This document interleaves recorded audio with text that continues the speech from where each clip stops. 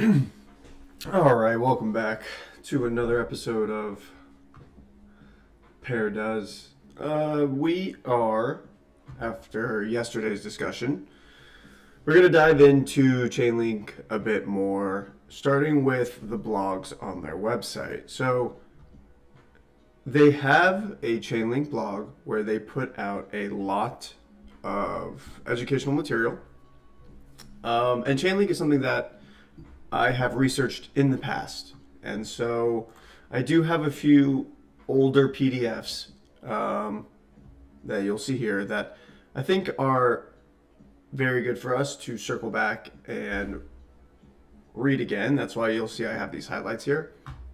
But from this, taking notes so that we can really understand what Chainlink is and write up a value analysis just from the architecture and the impact that Chainlink has, not necessarily from a token price perspective, much like we did Affirm. So this blog post is called "What is Chainlink? A Beginner's Guide." I'm definitely gonna put that in the notes. So what is Chainlink?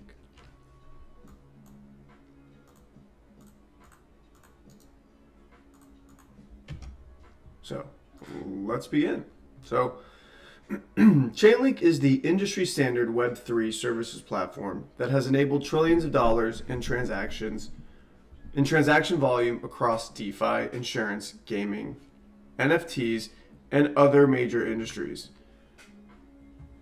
As the leading decentralized Oracle network, let me start that again.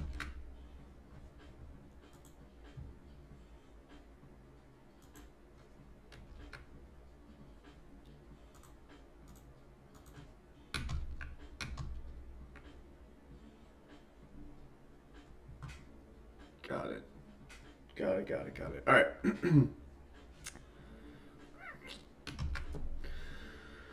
So, Chainlink is the industry standard Web3 services platform that has enabled trillions of dollars in transaction volume across DeFi, insurance, gaming, NFTs, and other major industries.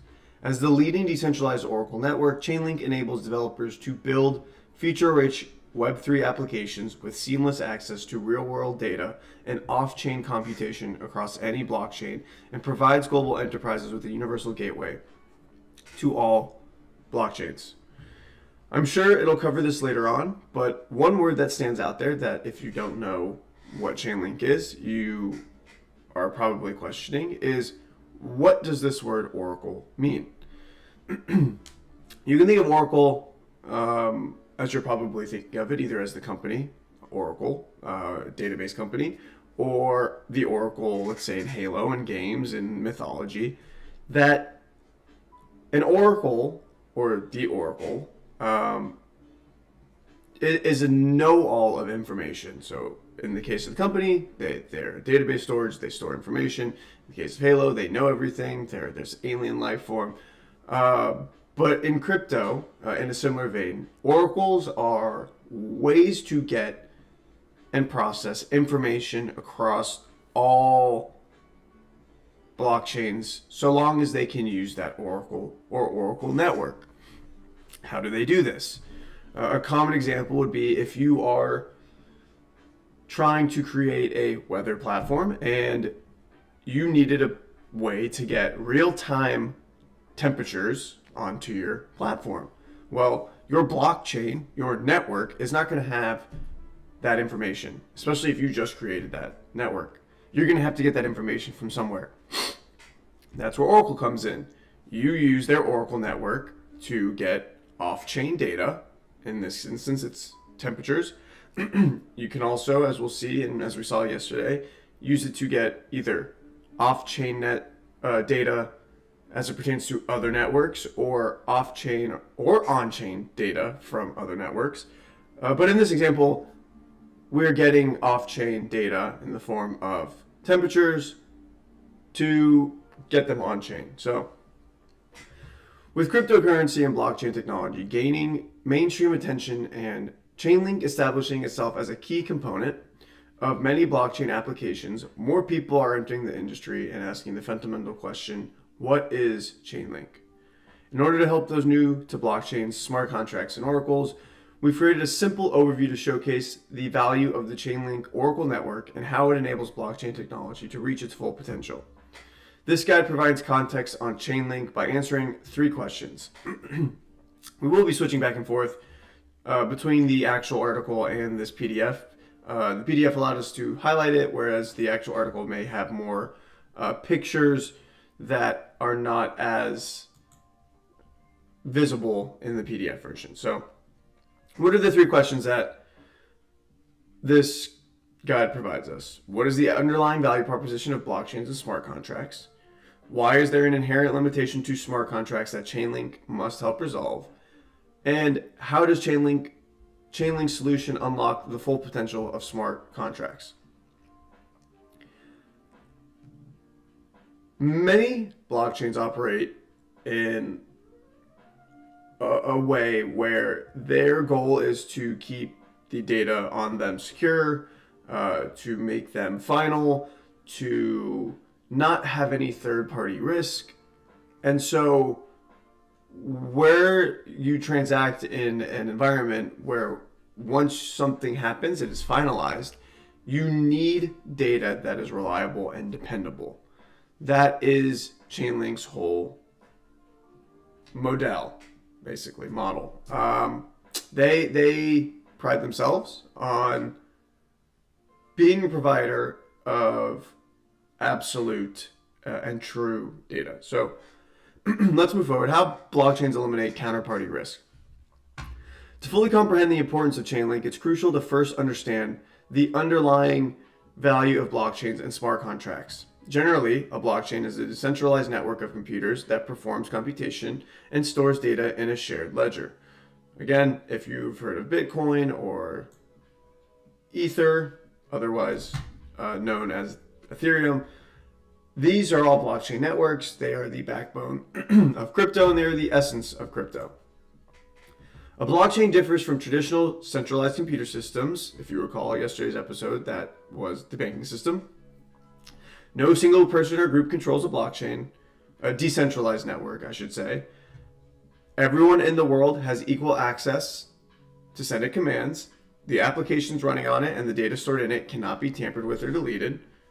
All transactions over time are recorded in a continuously growing ledger, and transactions are paid for via a native cryptocurrency. So, number 1, if it's decentralized, not one person controls it. 2, everyone in the world has equal access to sending commands. Think back to LimeWire, if you ever used LimeWire. LimeWire was a decentralized music sharing platform, so not one person could upload or download all the music. Everyone had an equal right to share music, to access it, to download it. And not one person controlled LimeWire. Now, at the end of the day, they did get taken down due to copyright infringement, but that was a long, hard effort to even get there because of how loose of control it was run. Next, the applications running on it and the data stored in it cannot be tampered with or deleted. That is true. It is final once transactions are completed. In short, every transaction is built off the transaction preceding it. So let's say you're transaction 1, I'm transaction 2. I can't get to transaction 2 without transaction 1. So in creating transaction 2, it would see that transaction 1 was completed, and therefore to change transaction 1, you have to change transaction 2, and the more that this chain grows, the less you are able to change this, and that is why in the grand scheme of things, with the computational power required, you are unable to change or alter previous transactions.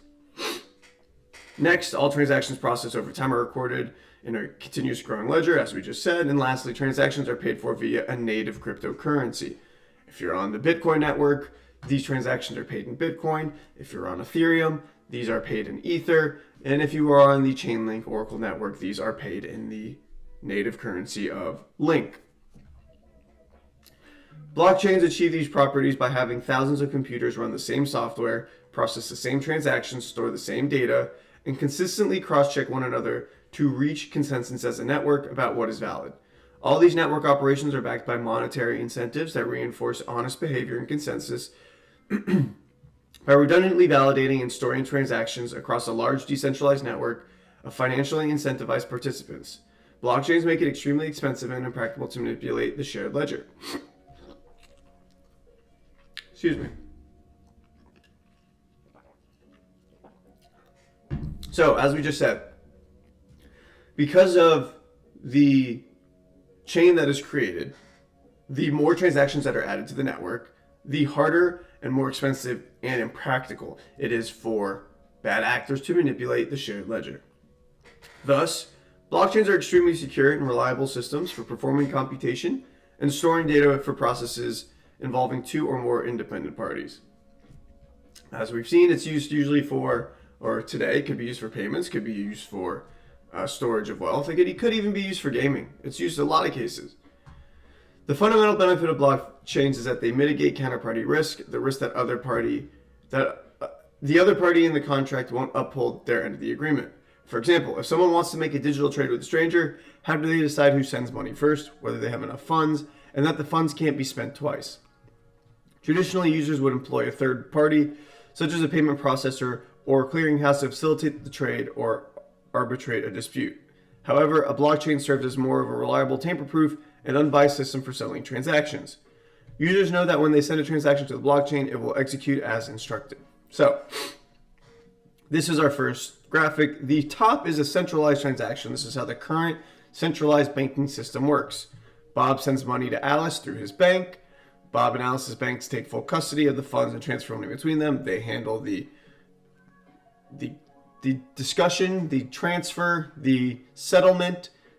Recall back to yesterday, there is SWIFT. This is how the banks talk. They then go through clearinghouses. They then settle the funds, make sure all the funds are correct, and Alice receives her money. The bottom is a decentralized transaction and how something like that would work. Bob sends money to Alice through the blockchain. The blockchain transfers money between accounts without a trusted third party. This is all done on the network. No one is controlling this. All these nodes are looking at one another. You got the same transaction. You got this. Great. We're good. Alice gets her money to her public address. By public address, this is something that is, again, public. Think of it as just your wallet. If someone knew where your wallet was, they could just as easily open it and see how much cash you have in your wallet.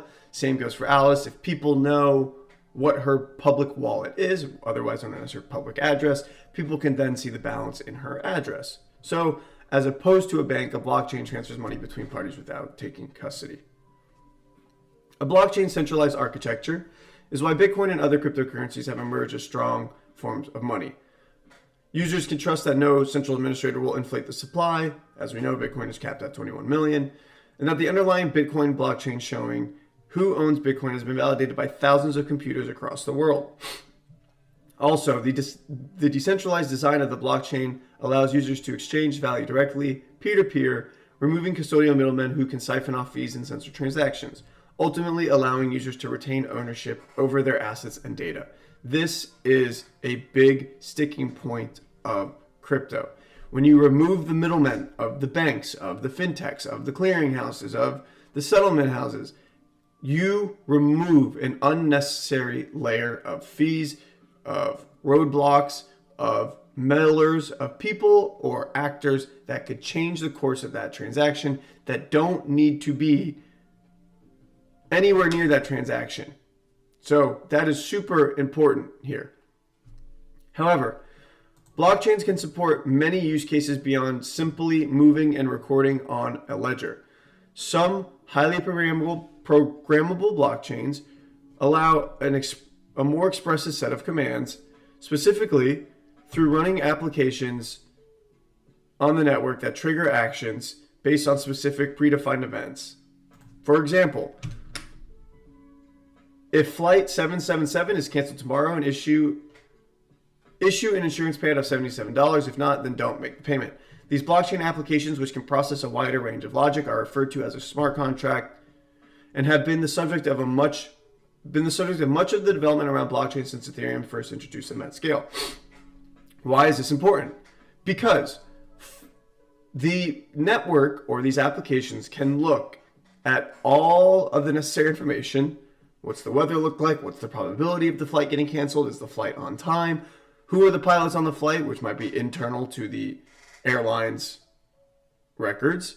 All these different factors, and to then, boom, access the company's wallet or the company's bank account and pay out these insurance to these specific ticket holders based on who is holding those tickets on the network, and pay that out all automated without any manual intervention for anybody to go in there and make sure that this processes.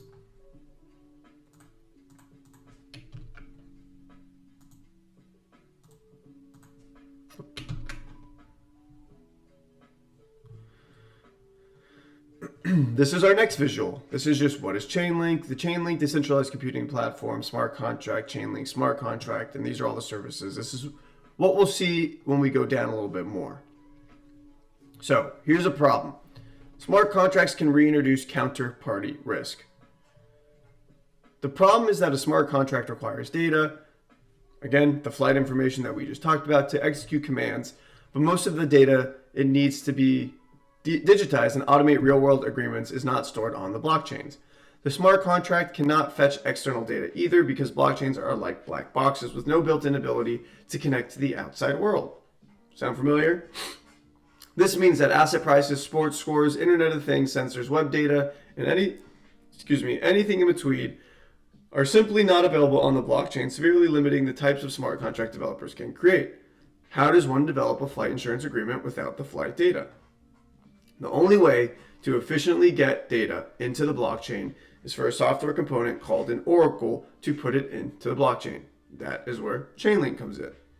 The challenge then becomes how to design an oracle mechanism with the same security and reliability properties of the underlying blockchain so as to retain the underlying value proposition of the smart contract. If a single centralized oracle is responsible for inputting the data used to trigger the smart contract, then that oracle has complete control over the smart contract's outcome.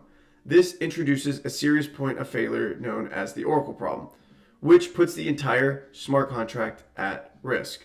What does that oracle problem look like? Looks like this. Data sources.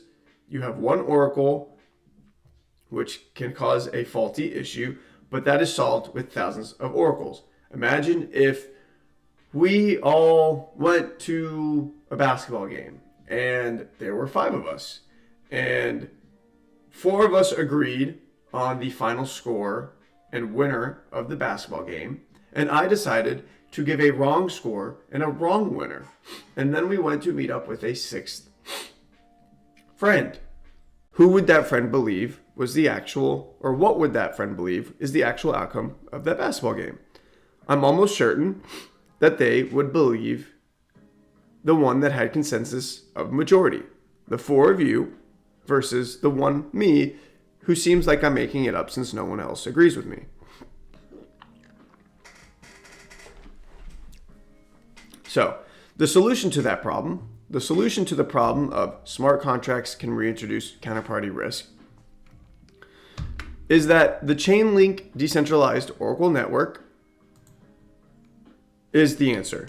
Chainlink, a decentralized Oracle network, was developed to allow smart contracts to automate the transfer of data between blockchains and outside systems in a highly secure and reliable manner. It uses a similar model to a blockchain in that there is a decentralized network of independent entities, known as oracles, that collectively retrieve data from multiple sources, aggregate it, and deliver a validated single data point to the smart contract to trigger its execution, removing any centralized point of failure. Again, all these oracles are getting great information, running it up against one another to make sure that the information that they're providing is correct and validated.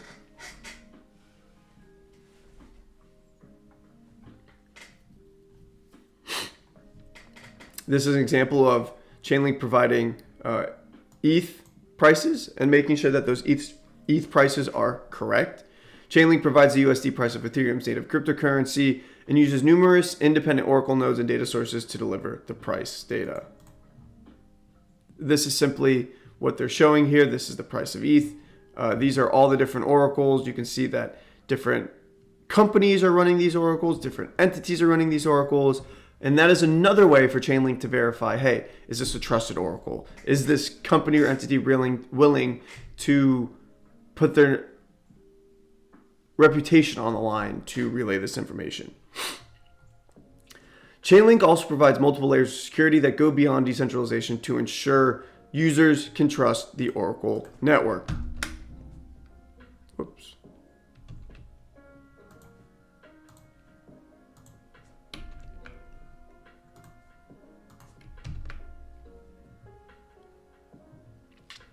Generalized architecture. Chainlink is a flexible framework for building and running. Let me run that back. Chainlink also provides multiple layers of security that go beyond decentralized. I'm stuttering over my words. Chainlink also provides multiple layers of security that go beyond decentralization to ensure users can trust the Oracle network. Generalized architecture. Chainlink is a flexible framework for building and running Oracle networks, meaning users can construct and or connect to customized Oracle networks without dependencies on the Oracle networks. This means simply that they can choose to use Chainlink or not, but in this example, they can connect to multiple different Oracle networks. In this case, Chainlink calls them DONs, decentralized Oracle networks, which are different networks within the Oracle network or framework, which can be a little much to understand or to grasp. Initially, one way to think about it would be think of all the levels of MLB baseball. You have, the major league, AAA, single A, double A.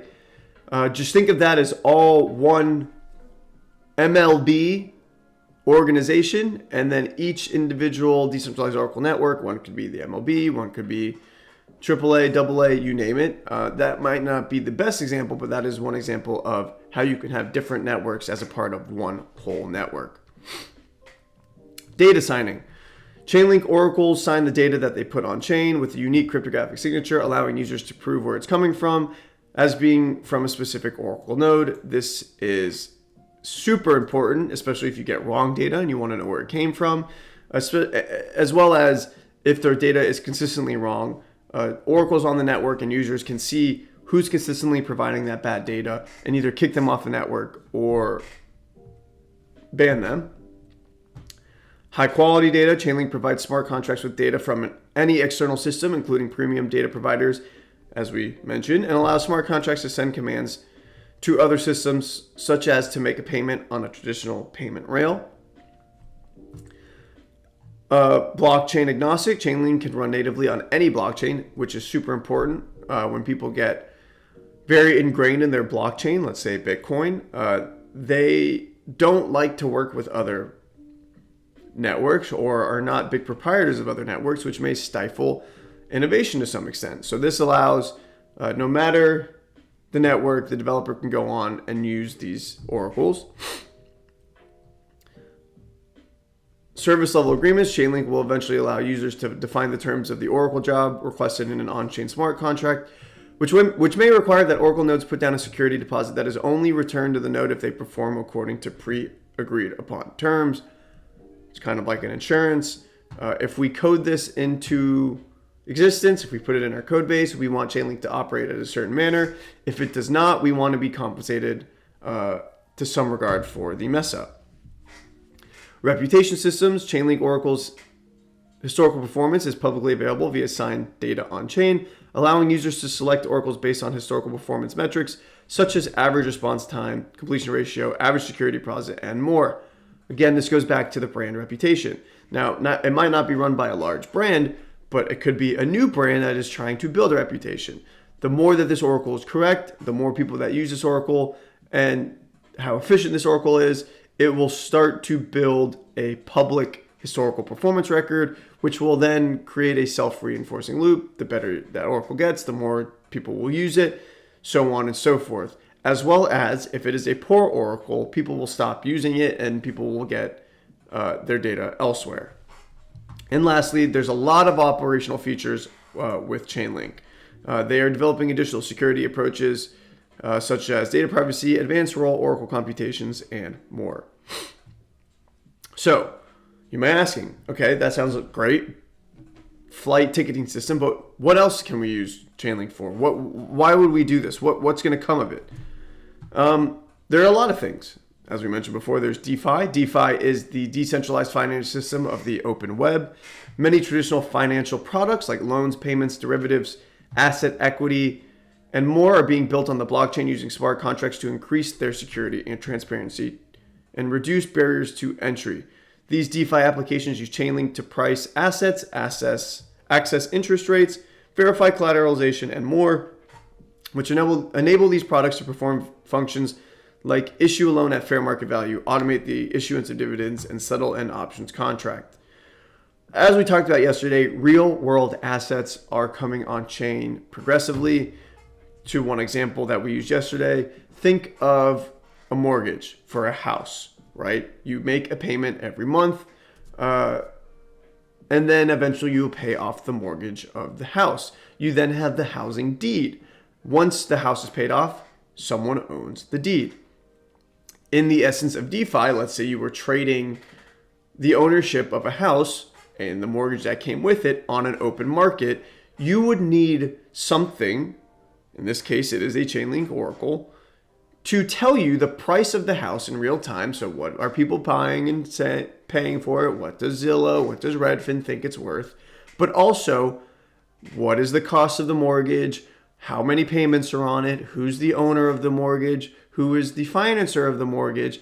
And then lastly, who owns the house? What wallet, in this case, owns the deed? What person, what family owns the house? So all of this can be done on chain. All of this is already somewhat digitized, if you think about it, right? You pay your mortgage online.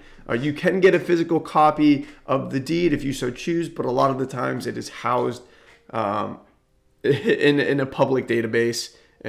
Think of your city or county. So a lot of this is already digitized. It's just fragmented into different silos, and this would bring it all on chain and interoperable within DeFi. Insurance. Going back to our previous example, you could also do this with insurance contracts. Smart contracts are also being leveraged to create parametric insurance contracts on the blockchain. Chainlink is currently being used in production to provide weather data to the arable crop insurance market, enabling farmers all over the world to obtain parametric crop insurance simply with an internet connection, which is settled in a fair and timely manner according to the amount of rainfall, temperature, or other evaluators the policy is set to. Next is gaming. Now, this is huge. If you've ever played Fortnite, you can even probably start to see how this is coming together. In Fortnite, a lot of users like to purchase skins. Skins do not do anything to your actual gameplay. They don't add any value per se to, let's say, a better gun or better armor. They don't do any of that. But people like to purchase skins because they're either rare or they add a style to the character that someone wants. Although in Fortnite, it is, I don't know if they do this now, but when I was playing, you weren't able to trade those skins, right? You had to go buy them from the store, and Epic basically made money on the sale of these skins. Over time, they stopped producing skins, so they became more rare and more valuable. In a gaming sense, with a smart contract and an oracle to say, hey, what are these skins going for? Something like this, in an instance of Fortnite, would allow players to sell these skins to one another based on the value, based on the rarity, based on how old the skin is, based on how many hands it's passed through. All these different things could be grabbed once by an oracle to relay all this price information, all this market information, and then allow players to exchange via an open market, a DeFi market, of skins, all without any Epic input. Now, I don't think that they would do this, but this is an example of how this would apply to gaming. Developers are also beginning to launch smart contract-based gaming applications on the blockchain that often incorporate non-fungible tokens. The skin would be the non-fungible token. There's multiple instances of a skin, but there's only one instance of that skin. There might even be skins that only one person ever can get. I know, like the John Wick skin was very popular. Let's say there was only 1,000 of them. That would be, it is the John Wick skin itself would be fungible for 1,000. So it's really not even that fungible, but it would be traded as a non-fungible token because you have John Wick skin number 1, John Wick skin number 2, and so forth. One of the key building blocks of many blockchain games is a source of randomness. Generate random in-game scenarios or determine the lucky winner of prizes. Chainlink provides a randomness solution called VRF, which generates randomness and delivers it to the smart contract in a manner where users can prove it is fair and unbiased, as neither the players, game creators, or external entities can tamper with or manipulate the randomness to their advantage. Now, you might be thinking, what's the point of this? Because that's too zoomed, but what's the point of a randomness generator? I can go to Excel and do random, or I can type in a random function. The reason that this randomness output and input function is big is, number one, it would allow users to run a randomness function on the blockchain network or using the Oracle, so moving that compute. But also, randomness is something that is super big in tech. That is because it helps generate new things without predetermined outcomes, so someone can't manipulate this to know what's going to happen. But also, it is super important, but also super hard to generate pure randomness, right? So if somebody had to write the code to generate the random number, they could essentially hack, and by hack I just mean take apart and see how it's operating. They could essentially backhack or get back to how that number is randomly generated, essentially making it no longer random, because then they would know how it is created. This picture is just showing the input randomness and how random could generate different items for different players playing games. The traditional systems. So another key use case of Chainlink is providing traditional systems like data providers, IoT networks, websites, and enterprises a way to make their data and services available to any blockchain network. Since the Chainlink network is blockchain agnostic, Chainlink oracles serve as an integration gateway for connecting current digital and data infrastructure to all blockchain networks. An industry standard interoperability framework using Oracle networks like Chainlink to connect traditional systems with blockchains was outlined in the recent World Economic Forum. This was a few years ago, so it wouldn't be that recent, but these are just some of the many capabilities Chainlink provides to allow smart contracts to interact with external data. If blockchains are decentralized computers and smart contracts are decentralized applications, then Chainlink can be thought of like a decentralized internet that finally allows smart contracts to interact with the outside world while maintaining blockchain technology's fundamental guarantees around security, transparency, and trust. So, at the end of the day, we know that At the end of the day, we know that Chainlink is going to bring data to all these places. Chainlink is going to allow blockchains to communicate with the outside world, but also amongst other blockchains. And they need some network, something whose sole responsibility is this data transfer. That is where Chainlink comes in. Now, there are other Oracle networks out there. I don't want to give you the wrong name, but let's see, other Oracle networks, blockchain. I think one starts with a P. Yep, Pith, UMA, Teller, Band. There's so many different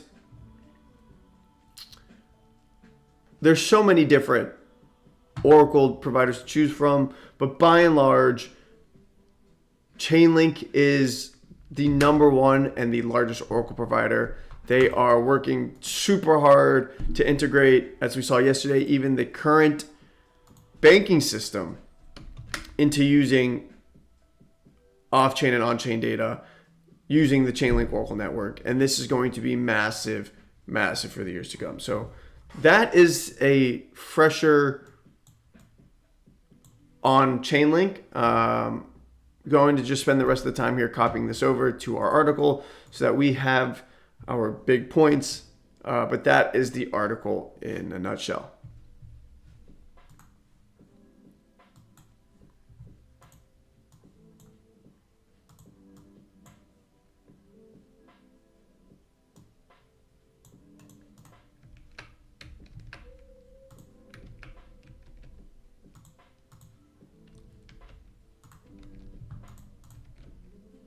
I don't think I can copy. Oh, there we go.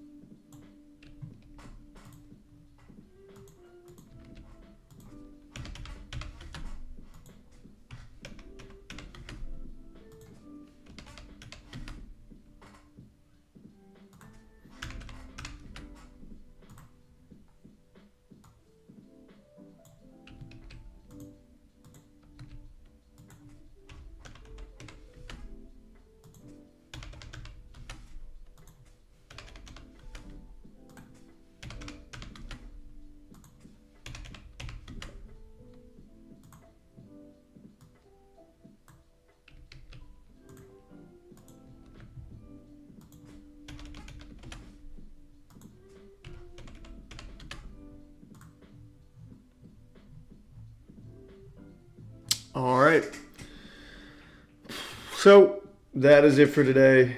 I appreciate you for taking the time to join. Have a good one.